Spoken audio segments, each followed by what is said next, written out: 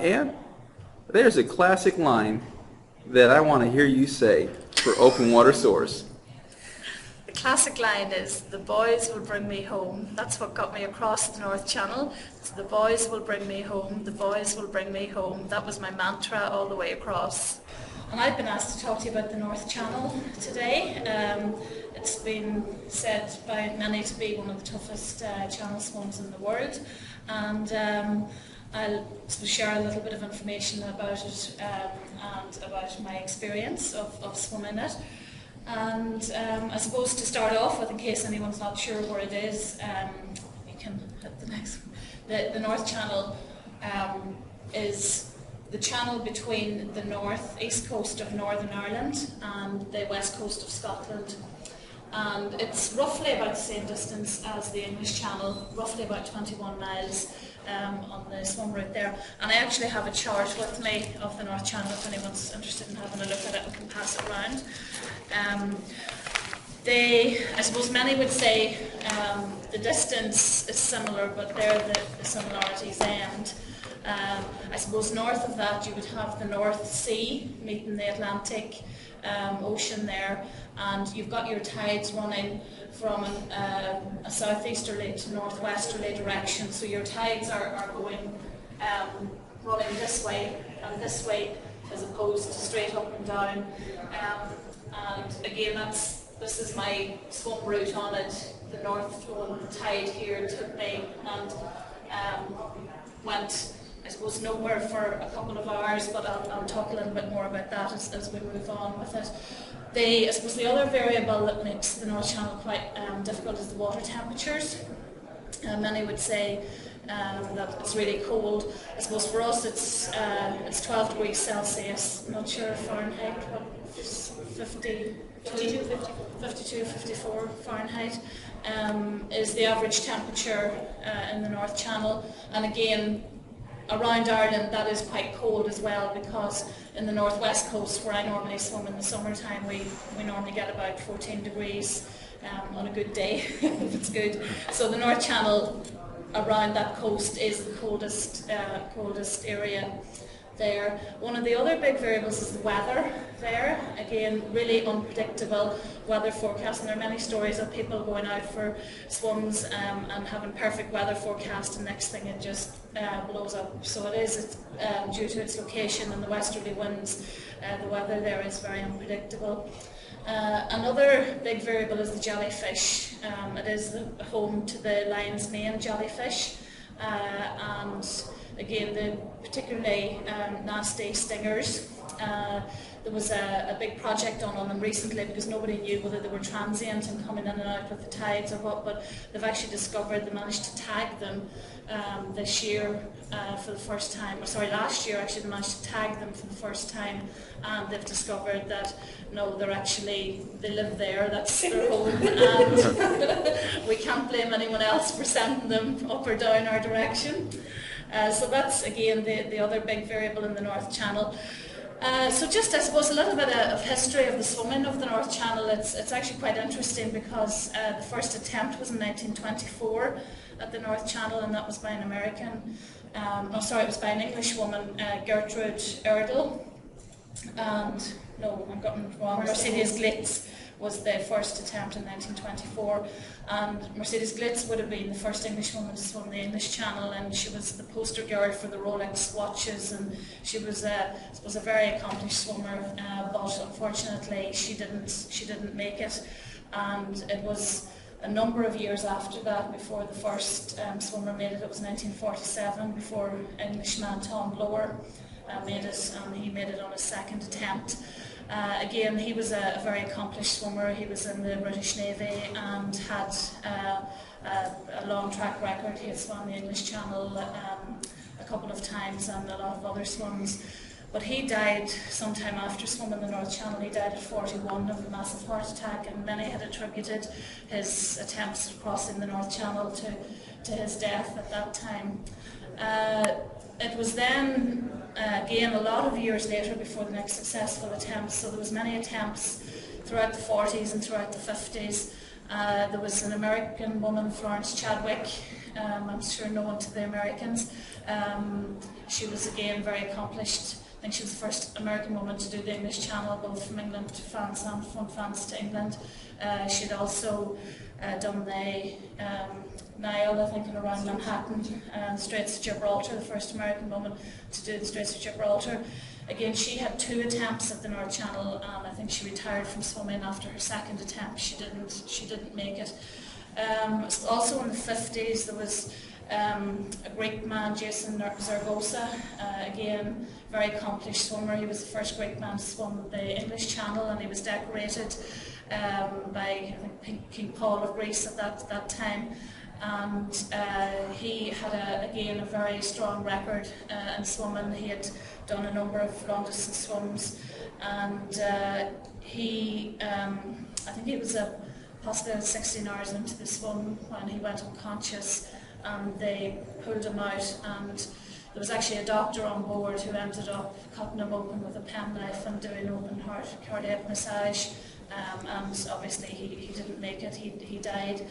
And after that it became known, I think, as the killer swim. A lot of people referred to it after that. So that was, I suppose that was in I think it was 1949 that happened. Again, there have been a number more attempts after that, and I think Kevin Murphy then from England, the king of the English Channel, who I'm sure everyone would have heard of. Kevin Murphy made it in the 70s, I think, again on his second attempt, and he went on to swim it another 2 times. And then, of course, the 80s saw Alison Streeter, the Queen of the English Channel, who again would need no introduction. On Alison's first attempt at the North Channel, she went unconscious after, I think she was about 4 miles off the Scottish coast, and she went unconscious, and her mother Frida had just got her by the fingertips and pulled her out, but she didn't. She did actually go on to successfully swim it, and again she's only one of 2 people who have swum it more than once. Both herself and Kevin Murphy have swum it 3 times, but both Alison and Kevin would say it's the toughest swim they've ever done. And for all of you that would know their track record, they've done many swims. I think Alison has something like 40 English Channel swims under her belt at this stage. After that, there was another 2 Englishmen did it. There was Paul Lewis of England, and Paul actually had I suppose one of the saddest stories, in that 100 metres from the end he actually went unconscious and went onto the boat, and he ended up in hospital with a core body temperature, he says, of that of a corpse, and he spent a number of weeks in hospital after that. But again, he did go on to successfully achieve it. So Paul would have said after 7 hours into it, the cold just got into his core, and he probably maybe shouldn't have continued, but he did continue at that stage. I think just the cold and the jellyfish stings got him, and he came very close to losing his life. So I suppose in the last couple of years then, there's been a couple of successful attempts, but most of the people that would have swum the North Channel would have stories to tell about their trials and tribulations, and I suppose the cold and the jellyfish being the main obstacles that they encountered. But any of them that would have swum it would have said it is the most difficult swim.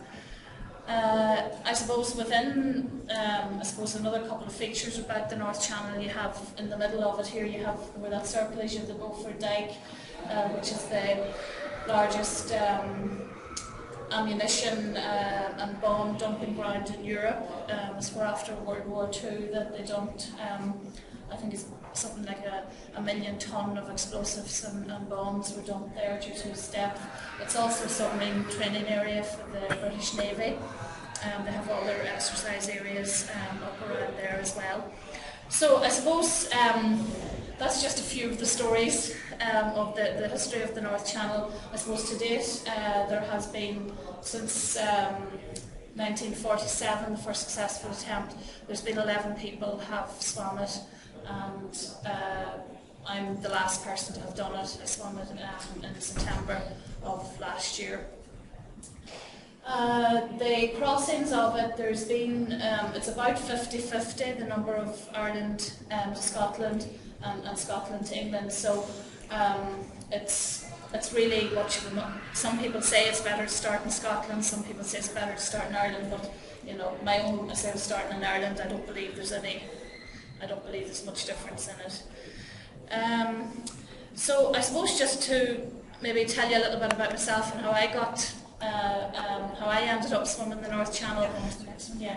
I'm from northwest of Ireland, County Donegal, and this is my hometown here where I live, or village, and we grew up by the sea, and I suppose we didn't have swimming pools or coaches or swimming clubs or anything at that stage, and we just basically lived on the beach every opportunity. I suppose at that time, when I was a kid, there was a local sub-aqua club had started up, and the guys used to go out every weekend on the boat, and eventually one of them said, do you want to come with us, because I was always hanging about the pier. So I suppose I started off as a kid of 9 or 10, going out with the sub-aqua club and jumping off the boat in the middle of the sea, and they were going diving and things like that, and I suppose that was my training back then, and that's I suppose significant later on, because some of those guys are still with me and supporting me today, and Noel here being one of them, which we go back over 35 years probably with each other. I suppose, you know, competitive swimming was never something that we had access to. Again, we just didn't have that around where we lived. My dream, I suppose, at the time was always to swim a channel, to swim the channels, and particularly the North Channel, I suppose, had a bit of significance for me, because it would have been the immigrant route for a lot of people where we lived, would have taken the immigrant route from Donegal across to Scotland on the boat, and my grandparents included would have taken that route. So we always heard stories as children of the crossing of the North Channel and the different conditions that would have encountered on the boat. And at that time they travelled on a cattle boat, the dairy boat it was called, and as I say, there was, you know, a lot of, I suppose, stories of happy times and sad times around then. When I was about 15 then, it's just another one of our training, another picture of our training area here where we live. When I was about 15 or 16, actually I was 50, all my swimming stopped because I'd encountered, I got meningitis and was very ill for quite a while, and my family didn't expect me to live, and of course it was all attributed to the sea. That's because you're always in the water and you're always in the sea, and you know, that's why you got sick. So I suppose after spending quite a while in hospital and recovering from symptoms of septicemia and all of that, I was pretty much wrapped in cotton wool then, and swimming just, you know, that was it, gone really. I wasn't, I suppose, encouraged or allowed really to be back in the sea after that. And I went on, and I suppose my life followed a course. I trained to be a nurse, and I moved to England and spent a few years in London, and then moved back about, I suppose in the early 90s, I moved back to Ireland, and I suppose I always felt there was something missing. I never got to fulfil any of my swimming ambitions, and I suppose a few years after that, my lifestyle was just really unhealthy, and I had no work-life balance because I was concentrating on career and other family things, and I just, you know, I suppose I got to a stage that I really thought, hey, something needs to stop here, I need to get a bit of balance into my life. And through a work management program, we were asked to think of a goal as a child that we'd never fulfilled, and we wanted to, you know, we wanted to do it, we wanted to try and fulfill it.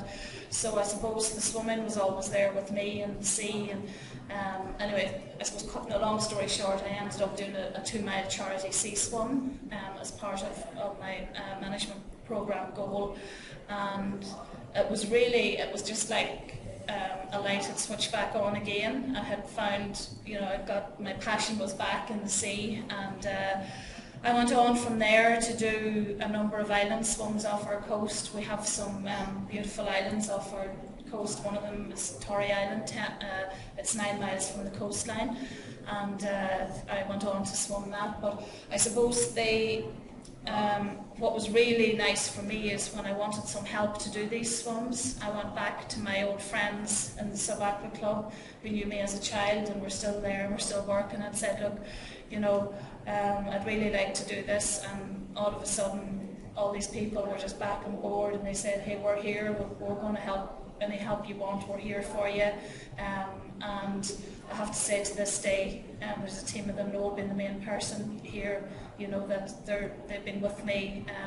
And again, these are people that were not swimming coaches, or they were sea people. They were people that knew diving, knew the waters, knew the tides, knew the currents, and I suppose most of all, health and safety on the water was their main priority.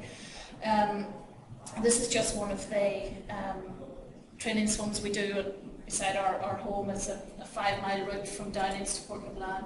Sometimes we take a shortcut in through the cliffs, so that's just no, pushes me in through these little cliffs and things from time to time, just for a bit of variation.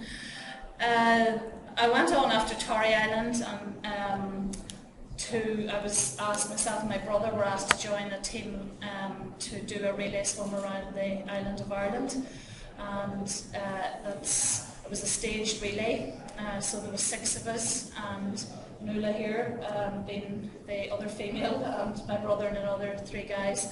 And this, it took us 2 months to do it. It was a staged relay over 1,330 kilometres, and we started on we started up here on the Donegal, where I'm from. We started here, we went in clockwise. All around. So I think out of 2 months we had 56 days in total, and we encountered some obviously horrendous weather conditions. We encountered all sorts of, you can imagine yourself on a relay swim like that, but it was a fantastic opportunity for me in terms of swimming and fitness, and to just build up that fitness again. We crossed with many different, I suppose we came up around Malin Head here again, and you've got, you know, this is where the North Channel swim starts here, so I had the opportunity to swim in those waters, and then we had, you know, the Camera waters down the east coast, and I suppose here's when the fun started, when we came around the southern tip to go north up the west coast, and we did point to point, so obviously passing like Limerick and passing Galway Bay, we were about 20 miles off the coast, and coming up here, and the same here, and we encountered some very strong westerly winds all up the west coast, which was tough. I suppose we swam on average about 20-25 miles a day between the 6 of us, in the stage relay. I think it's the first time the country had ever been circumnavigated by swimming. So I suppose that gave me the impetus to move on to something else, and that was 2006, 2007 I swam the English Channel. And I suppose at that time we didn't really know. Sorry, these are just some pictures of the Round Island swim that I do. Yeah, I just explain. If you just hold these here, we were out in open ribs all day. We had 3 ribs, and we had a larger command boat as well. But this is practically we practically lived on these ribs from morning to night, from when we left a port to when we'd get in the following evening or night. This would have been the west coast of Ireland, so again you can see the roll coming in off the Atlantic, the westerly winds there behind us. So it was. Anyway, I think that's another presentation done. I'm not sure, is there another one there? There is another of that. Yeah, this is the Blasket Sound. Actually, here you can see nobody had ever swam the Blasket Sound. I think that's Nuala in that one. And it had very strong tides down here, very strong wind against tides. You can see the guys were all on top alert going through that sound there when we had 100 swimmers in the water. And this is just the 5 of us here at the end. This is our last day when we arrived back home. Okay. And then the next one is the English Channel in 2007. I suppose it's a familiar sight to anyone that's done the English Channel. and the next one is just a ferry passing, and then the next one is a night shot of the English Channel, where I think I left about 2 or 3 in the morning, and we got quite nasty weather conditions on that day, and most of the boats actually turned back, and I think there was only 2 of us actually made it that day. It was myself and a guy from South Africa, were the only 2 swimmers that completed the swim that day. Mine was 20 hours and 4 minutes, which is no record, you know. But anyway, we got there, we made it. Then I set my sights the following year on the North Channel, and I suppose I'll tell you a little bit about, I suppose our training for the North Channel is I don't swim in pools at all. I swim in the sea all the time. So all winter, we train. I suppose our temperatures get as low as 5 or 6 degrees Celsius in the winter, and I suppose we persevered through that, and it helped. I felt it really helped, because cold has never been an issue for me in the North Channel, and we booked to go with our pilot. There's only one pilot in the North Channel, and you're pretty much at his beck and call, and he watches the weather, and they will insist it only works on a good day. So I suppose we waited.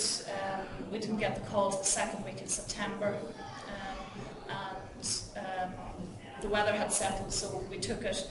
But when we actually left, we didn't get the weather forecast we expected. So it was also a spring tide, which wasn't probably the best for me, because I'm not a fast swimmer, and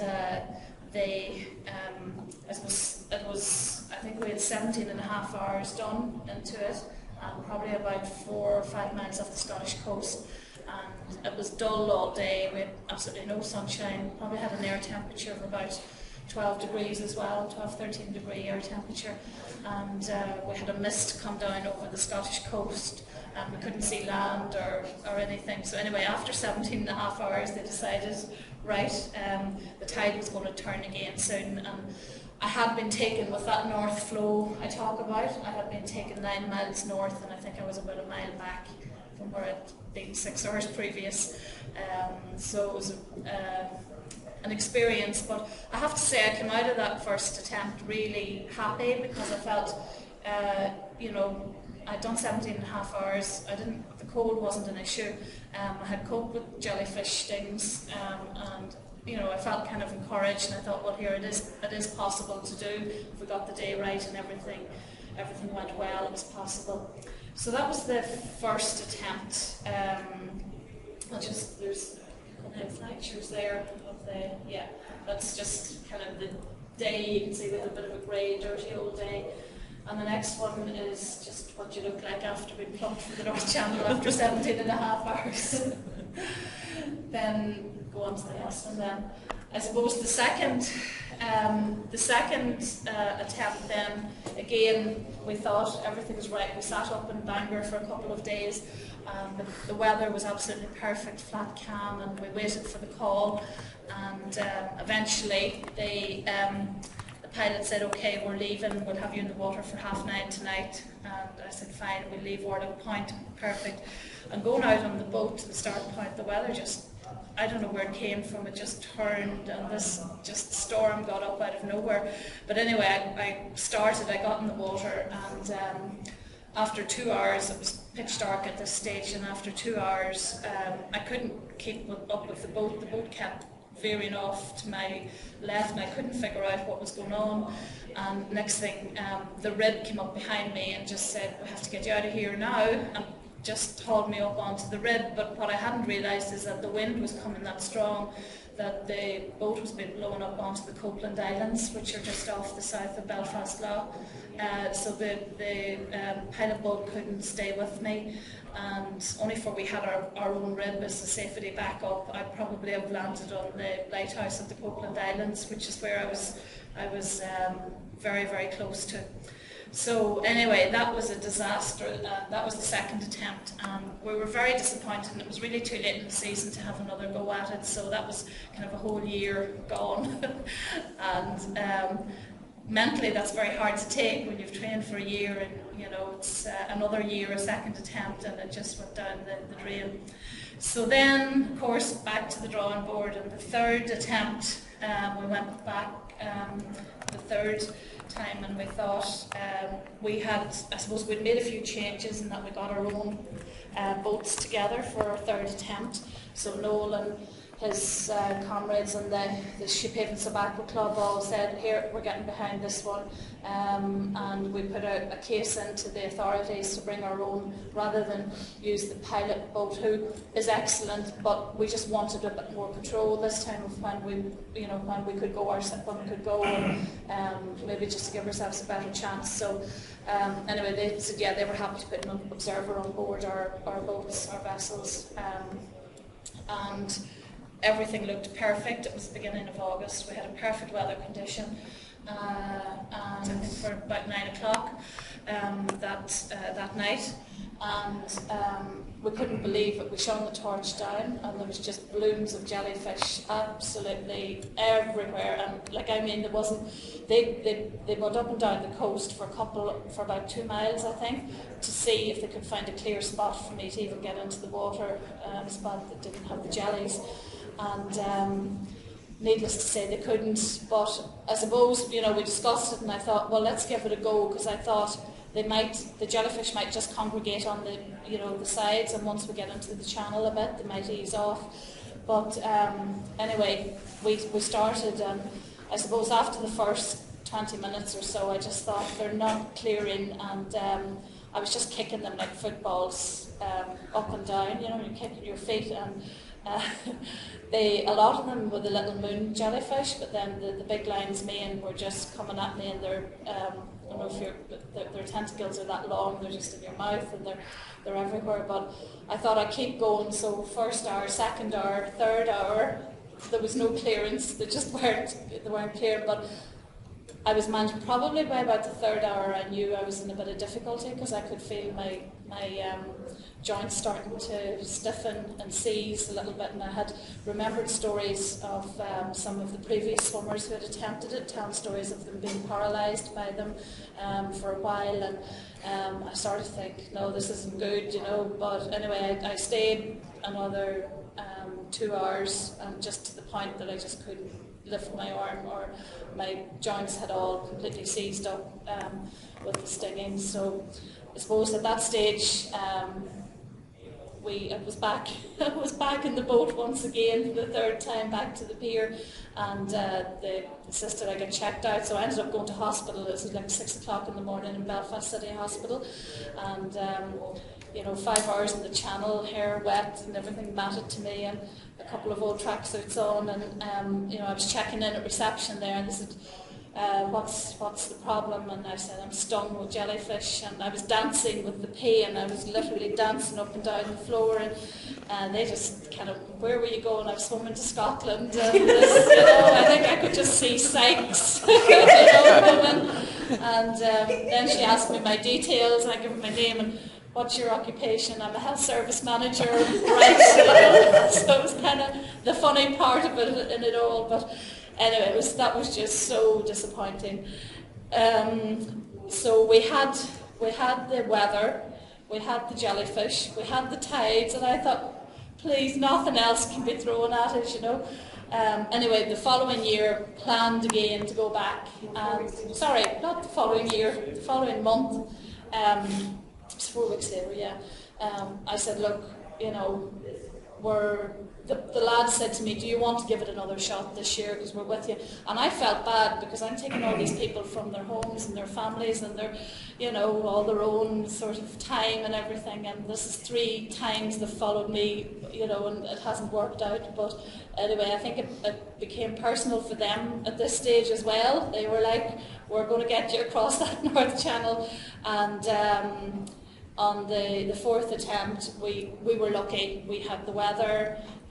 The jellyfish were there, but not to the same extent that they were on this attempt here, on the 3rd attempt. And I suppose we also went We didn't have the spring tides that I contended with the first year, so I wasn't. I actually made some progress against the north flowing tide, and I suppose the last. That was the difficult part, because I knew when the tide turned I was going to have to swim with all my might to just even hold position for the next 6 hours, let alone, if I made progress it would be good, but, my goal was to try and hold position, because I knew if I lost it and went back in that 6 hours, the swim was gone. So I did raise my stroke rate would normally be about a 62, and I did raise it to 68, I think, over those 6 hours. Unknown to me really, but obviously, I was well aware and focused that if I lost it here, that the swim was gone.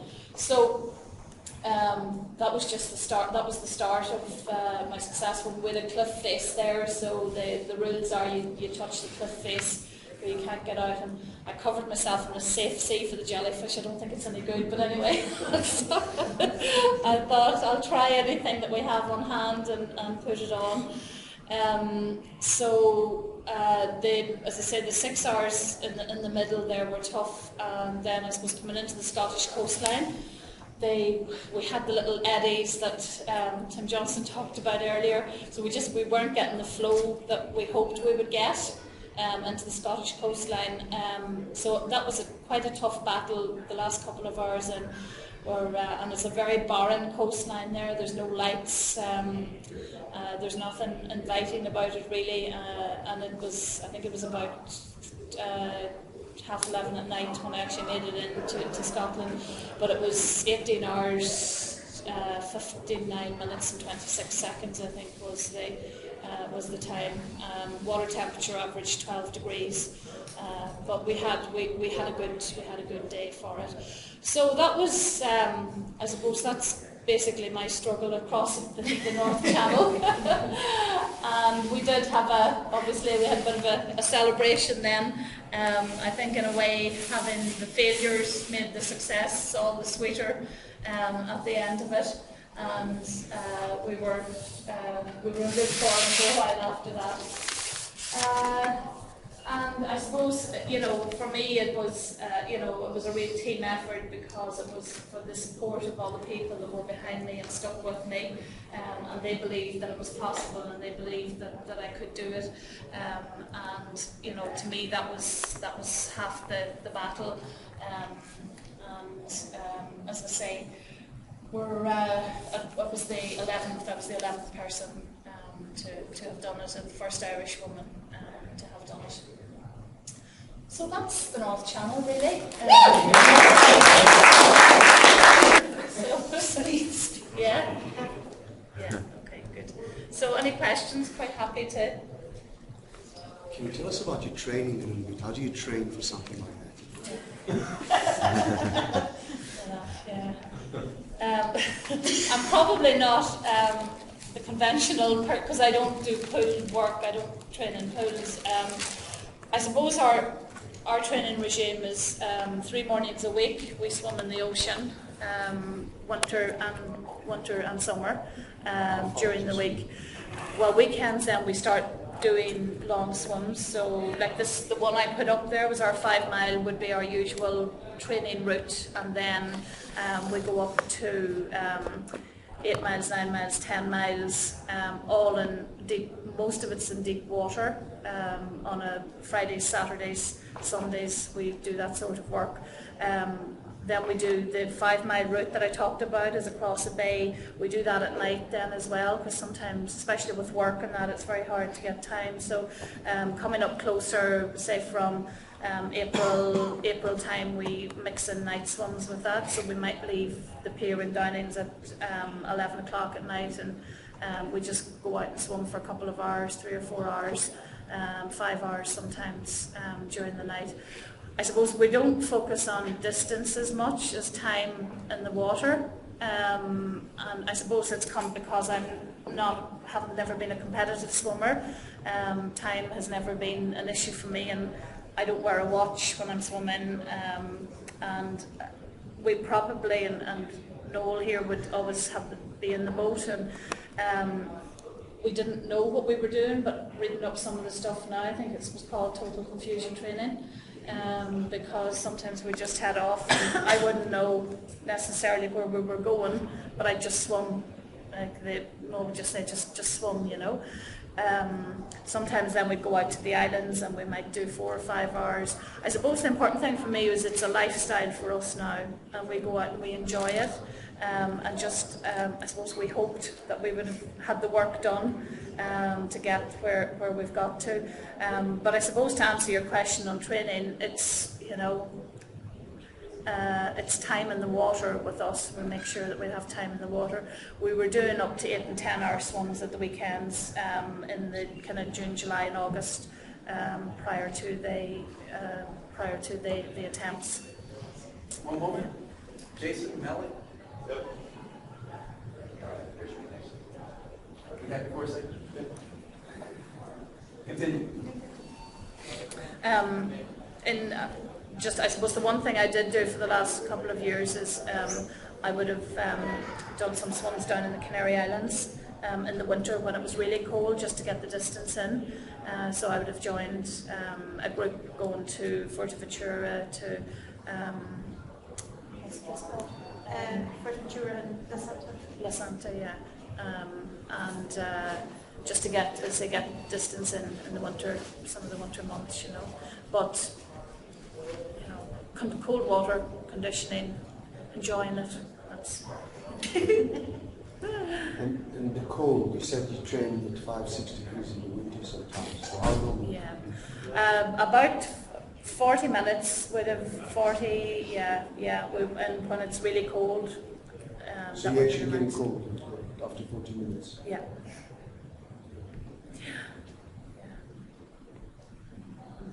But 17 hours and 12 is not cold.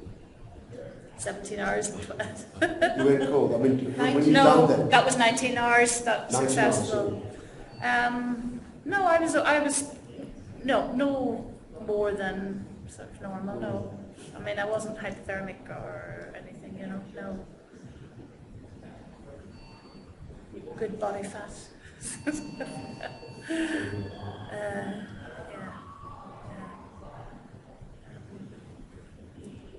So. When are you going to do a double? She's done a quadruple. 40 hours. Yeah. Are you thinking about it? No, I'm not even thinking about it. I mean, that's the training is I don't know how you find time to train Yeah. for that. What sort of hours you put in the water in a week? Probably in the summer times, I don't know. Yeah, 10, 20, 30. Yeah, it's consistency. I suppose we'll be in 5 days a week. We're probably clocking up about 20, 30 hours. Keeping the consistency up all that's the secret. But there are, I mean, being realistic, there are weeks that it's not possible to clock with work and other commitments. But you know, I don't beat myself up about that. I just, you know, you'd have a good week and then you might have a bad week, and you know, that's fine. I don't worry about that, you know. Because I'm not out to break any speed records or anything, so you know, I just to me it's been comfortable in the water and been happy in the water. That's, you know. Okay. No more questions? No. What's next? I don't know. I don't have any. I suppose this was a 4-year project, really, getting across the North Channel. So I just said this year, you know, I mean, we're doing some swims at home, local swims and stuff, you know, but I haven't anything planned for far away. Yeah. When you did the relay, how often would you switch? Every hour? Yeah, well, we had 3 boats, and say there was 2 swimmers on a boat, and we might have a morning route of about 6 miles to cover. So it was really between ourselves if I wanted to do 3 miles and the other person do 3 miles, or if you wanted to do an hour on, an hour off. It really just was up to ourselves. And it was all GPS coordinated, and there was. I suppose it depended on the swimmer. Nuala and I were comfortable doing our legs all in maybe our morning leg all together and our afternoon leg, whereas two of the boys would have been fast sprint swimmers, so they would have been in for their mile or whatever 2 mile and got out, but then they would have gone in maybe where there was really fast flowing water and you had the tide with you, get the boys in, they'll make up the time and the speed, and then on the west coast in the rough weather, it's thrown Nuala and I in because we plod away for a couple of hours and get the miles. So we were all different. It was interesting. Yeah. Did you swim during the night as well, or you just during the day leg? It was just during the day, but sometimes we swam maybe up to 9 o'clock at night to get the distance done if we didn't have it covered for various reasons. But we didn't swim through the night. Where did you stay? We stayed in different. We stayed in hostels. We stayed in bed and breakfasts. We stayed just different places around the coast wherever we could get. Some people give us rooms for the night in places. I think, we didn't ever stay in tents. Some of the lads stayed in tents an odd night. Just different. We had a few people going ahead of us every day, sorting out our accommodation for us. So we had a land-based team, land operations, and that was their kind of job to sort out. But some people were really good. They offered us accommodation, and we paid for bed and breakfast in places. And But sometimes you swim for an hour and not actually cover any distance. So, you could be out there like 2 hours driving to your location and then get there and there are days where you sit there and you can't get any distance or you can't, so it was the day accumulation and then not being able to get reheated between swims because you're in an open rib. Your feet are constantly wet. You can't obviously wear shoes and socks. So it's, your day might be 4 miles, but that 4 miles with the travel to and from and the reheating, that could take you 9 hours a day just to do that.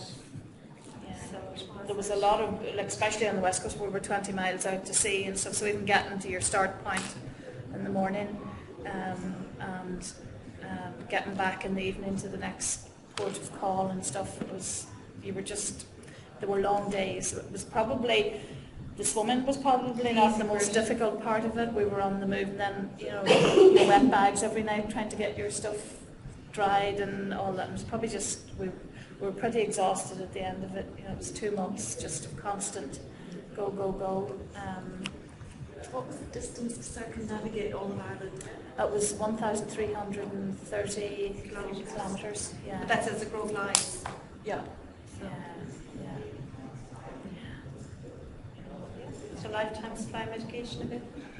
Yeah. Okay. Thank you. Okay, thank you.